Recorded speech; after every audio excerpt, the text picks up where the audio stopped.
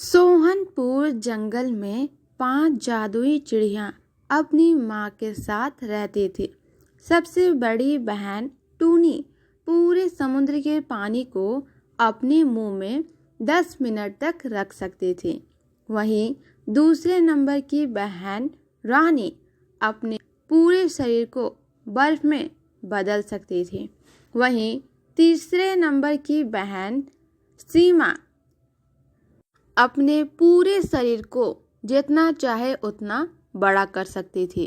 वहीं चौथे नंबर की बहन सोहानी 2 दिनों तक अपनी सांसें रोक सकती थी और सबसे छोटी बहन रानो अपने आप को किसी भी रूप में बदल सकती थी। उनकी माँ के अलावा ये 5 बहनों की सच्चाई दूसरा और कोई नहीं जानता था। दुनिया की नज़र में टूनी ही अपनी माँ की इकलौती बेटी थी। 5 बहनें रोज़ समुद्र से मछलियाँ निकालने जाया करती थी। मेरी बहनों, मैं ये पानी पूरे 10 मिनट तक रोक लूँगी। तुम लोग जल्दी से बाहर आ जाना, देर मत करना। टूनी, हम लोग तो रोज़ 8 मिनट में ही वापस आ जाते हैं, फिर भी तुम हमें रोज़ यही बात कहती हो। तुम चिंता मत करो, हम सब समय से पहले ही वापस आ जाएंगे। उसके बाद टूनी समुद्र का पानी अपने मुंह में खींच लेती है। फिर सभी बहनें ढेर सारा मछलियाँ पकड़कर बाहर आ जाती है। अगले दिन टूनी उन सभी मछलियों को एक व्यापारी को बेच देती है। रोज़ रोज़ टूनी के पास इतनी सारी मछलियाँ देखकर वहाँ के व्यापारी हैरान रह जाते हैं। टूनी, तुम्हें रोज़ रोज़ इतने सारे मछली कहाँ से मिल जाते हैं? हम लोग तो सारा दिन कोशिश करते हैं, तब जाकर हमें 10 से 12 मछलियाँ ही मिलती है। लगता है तुम कोई जादू जानती हो।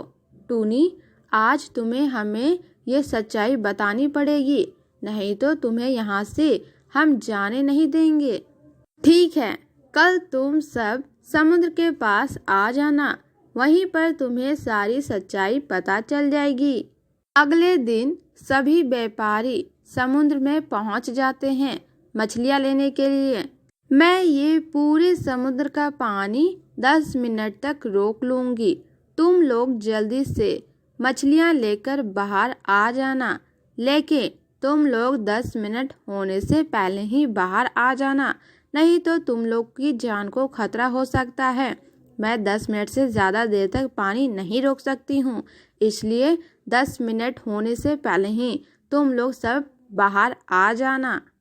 हाँ, हम समय से पहले ही बाहर आ जाएंगे। फिर टूनी समुद्र का पानी सोख लेती है। सभी व्यापारी मछलियाँ इकट्ठा करने लगते हैं। समय हो जाता है, लेकिन व्यापारी मछलियाँ इकट्ठा करने में इतने व्यस्त रहते हैं कि उन्हें टूनी की बात याद नहीं रहती है। टूनी उन्हें इशारा करती है, लेकिन भी वो बाहर नहीं आते हैं। टूनी बहुत कोशिश करती है, लेकिन वो पानी ज़्यादा देर तक नहीं रोक पाती। फिर टूनी सारा पानी समुद्र में छोड़ देती है। इस वजह से सभी व्यापारी पानी में मारे जाते हैं। ये बात जंगल के राजा तक पहुंच जाती है और फिर टूनी को बंदी बना लिया जाता है।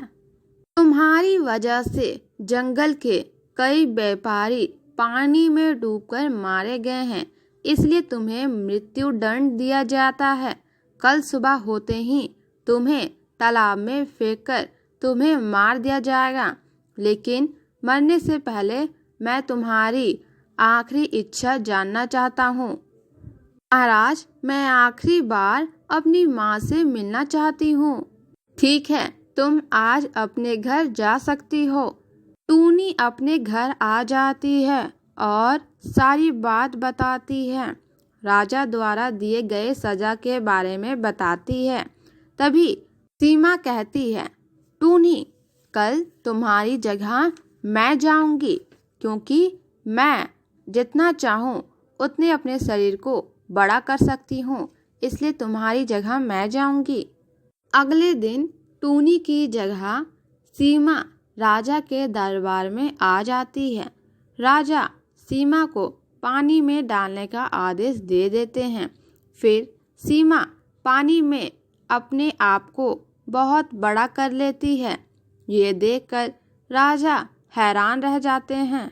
अरे, ये तो बहुत बड़ी आकार में अपना शरीर बदल लिया। लगता है इसे कोई और सजा देनी होगी। ठीक है, कल सुबह तुम्हें आग में जलाकर मार दिया जाएगा, लेकिन उससे पहले तुम अपनी आखिरी इच्छा मुझे बता सकती हो। महाराज, मैं आखिरी बार अपनी माँ से मिलना चाहती हूँ। ठीक है, तुम अपनी माँ से मिल सकती हो। सीमा घर आकर सभी को अगले सजा के बारे में बताती है। तभी रानी कहती है, सीमा, कल तुम्हारी जगह मैं जाऊंगी। किसी भी तरह का आग मुझे जला नहीं सकता है। मैं जब चाहूँ तब अपने शरीर को बर्फ में बदल सकती हूँ। अगले दिन रानी सजा के लिए महल पहुँच जाती है। सैनिकों, इसे जल्दी आग में डाल दो। सैनिक रानी को पकड़कर आग में डाल देते हैं, लेकिन रानी अपने पूरे शरीर को बर्फ में बदल लेती है और आग उसका कुछ नहीं बिगाड़ पाता है। ये देखकर राजा को बहुत गुस्सा आता है। ये सब क्या हो रहा है? ये तो आग से भी बच गई। लगता है इसके लिए मुझे और कड़ी सजा सोचनी पड़ेगी। कल तुम्हें जमीन पर दफन करके मार दिया जाएगा, लेकिन उससे पहले अगर तुम्हारी कोई आखिरी इच्छा है तो तुम बता सकती हो। महाराज, मैं आखिरी बार अपनी माँ से मिलना चाहती हूँ। मुझे नहीं लगता कि कल की सजा से मैं बच पाऊंगी।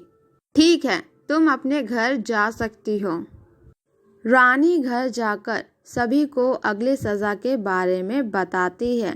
तभी रानो कहती है, रानी, तुम्हारी जगह कल मैं जाऊंगी। मैं 2 दिनों तक अपनी सांसें रोक सकती हूँ। रानो अगले दिन राजा के दरबार में सजा के लिए पहुँच जाती है, जहाँ रानो को एक गड्ढे में खोदकर डाल दिया जाता है और फिर उस गड्ढे को बंद कर दिया जाता है। फिर रात हो जाती है और रात में सभी कोई आकर रानो को बाहर निकाल लेते हैं।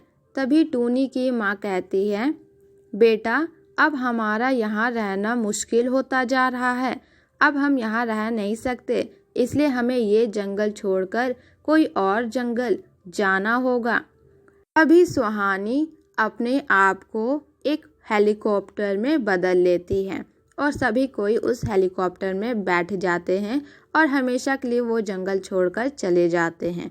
तो यह कहानी अगर आपको पसंद आई तो इस वीडियो को लाइक कीजिएगा और इसी तरह हमारी वीडियोस देखने के लिए हमारे चैनल को सब्सक्राइब कीजिएगा, ताकि हम जो भी वीडियो अपलोड करें उसकी नोटिफिकेशन आपको मिले सबसे